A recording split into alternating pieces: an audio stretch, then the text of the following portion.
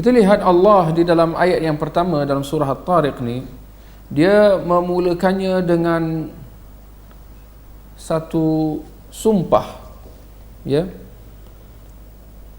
Was-sama'i wat-tariq itu adalah satu ayat sumpah di mana Allah bersumpah dengan langit dan juga At-Tariq. Barangkali berkenaan tentang sumpah Allah dalam ayat ini secara khasnya, di mana Allah bersumpah dengan langit dan juga At-Tariq, ada yang tertanya-tanya tentang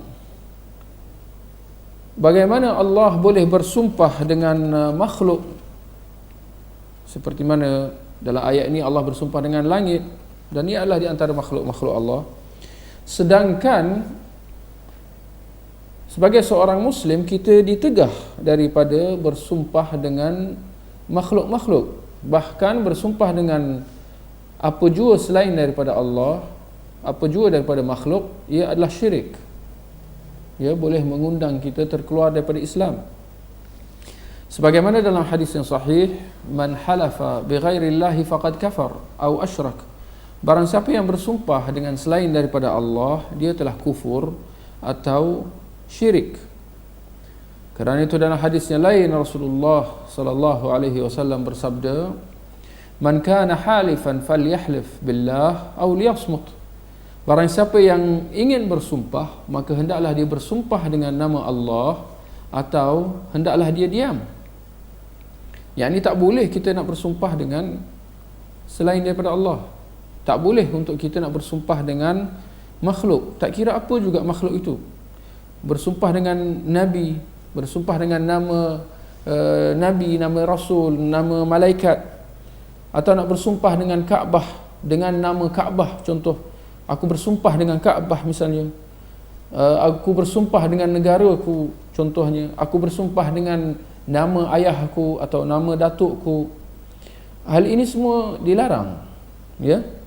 Demi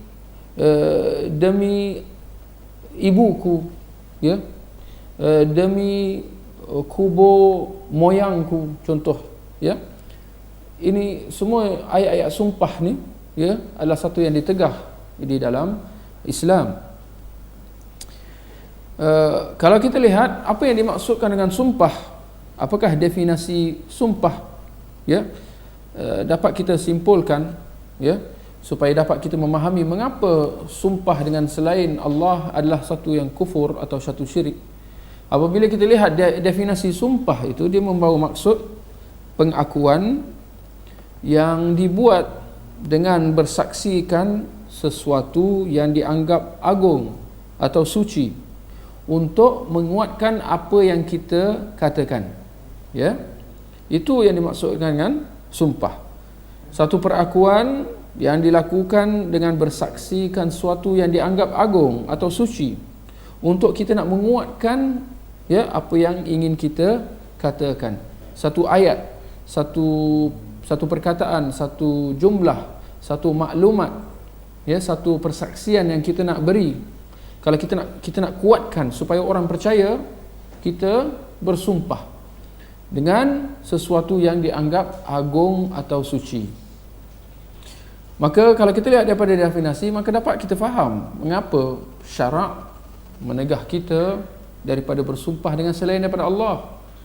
Kerana kalau kita bersumpah dengan selain daripada Allah, jelas di situ kita telah mengagungkan sesuatu, ya, dengan kita meletakkan sesuatu itu, ya, setara dengan Allah atau lebih daripadanya, ya.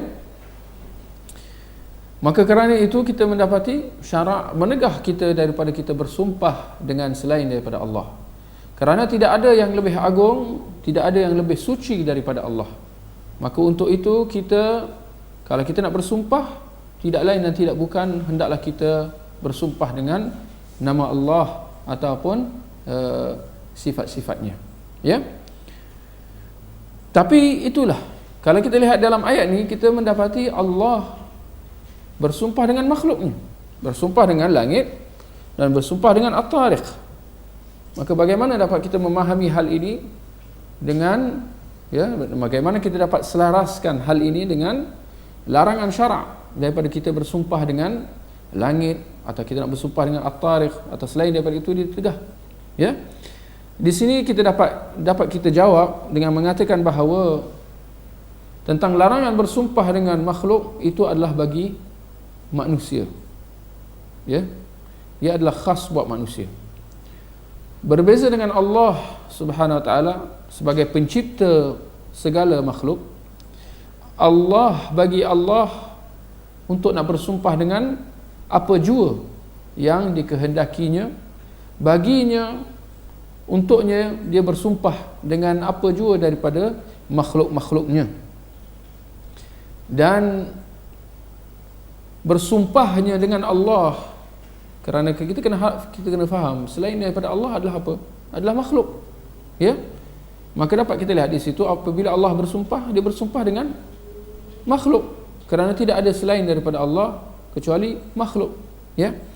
Tetapi itu apabila Allah bersumpah dengan makhluknya, hal ini menunjukkan kebesaran atau keagungan serta kehebatan makhluk itu, yang mana ia memberi kepada kita kefahaman bahawa kebesaran satu makhluk itu, seperti mana kalau kita lihat dalam ayat yang pertama ini, Allah bersumpah dengan langit, maka kebesaran langit itu menunjukkan kebesaran Allah Subhanahu wa taala, ya, secara tidak langsung, ya. Maka di situ, ya, Allah bersumpah dengan makhluknya. Seperti mana dalam ayat ini Allah bersumpah dengan langit, ya, dan juga at-tariq.